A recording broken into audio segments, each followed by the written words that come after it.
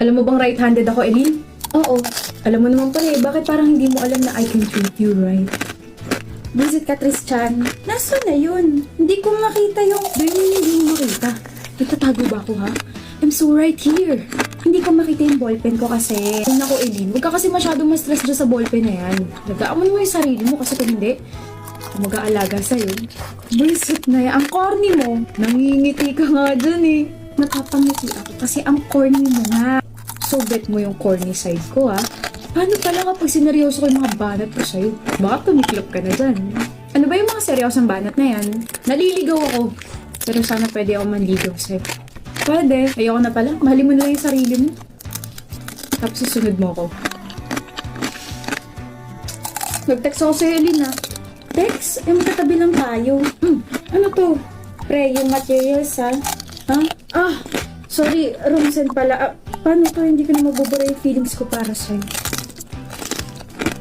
Sarap mong hampasin. Pag kinikilig ka, nagiging violente ka. Hindi ako kinikilig. Opo, tell that to yourself. Nga pala, Tristan. Mismo na agad ako.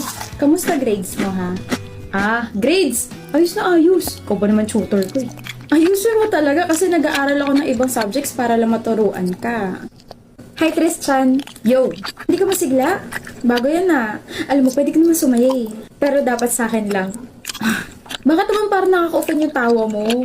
Anyway, may gusto akong sabihin sa'yo. Ako rin may sasabihin ako. Mabibigla ako.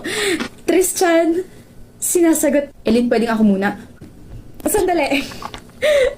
Hindi maganda katog ko. Pakinggan mo muna ako. I'm sorry pero kailangan ko muna mag-focus sa sarili ko. Mag-focus sa ACADS. Study first, ganon. Kailangan ko makapasok sa Dean's List and nag-promise ako sa parents ko na magiging magna cum laude ako ng ako lang. Okay? Alam ko, tinuturuan mo ko, tinutulungan mo ko, pero kasi nadidistract mo ko eh. Pero gusto pa rin kita, Eileen. Okay? Pag okay na, tsaka na ulit kita liligawan. I'm so sorry.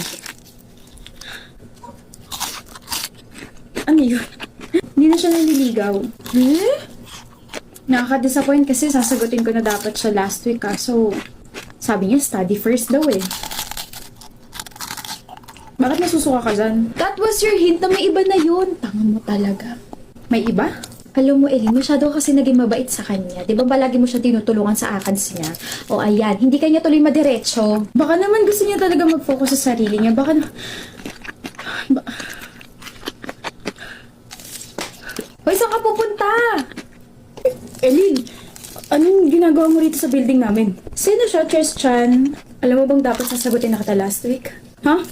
Ikaso bigla mong binawi panliligaw mo. Bakit? I told you, di ba? Sabi ko, mag-focus muna ako sa sarili ko. Study first ako, ganun. Study first or... May iba ka na. One of those obsessed girls na nagkakagusto sa boyfriend ko. Talia. I'm Talia. Tristan's girlfriend. Alam mo, parang familiar ka. Alien. Naalala na kita. Siya ba yung kinwento mo sa akin na nilapitan mo para pagsilosan ako, babe? Talia! Hala! Wala kang alam? Oh my gosh. Actually, mag-ex kami ni Tristan tapos he decided na pagsalosan ako. Kaya kanya nilapitan para magkabalikan kami. Tapos ngayon kami na ulit. Ikaw ba kausap ko? What? Gusto kita. Alam mo naman yun, di ba? Eileen, I can explain. Lahat ng mga ginawa mo at sinabi mo, may totoo ba ron? Yung mga banat mo, yung sinabi mong gusto mo ako, yung dinadamayan mo, o ano nasasaktan ako. May totoo ba ron? Wala. I'm sorry.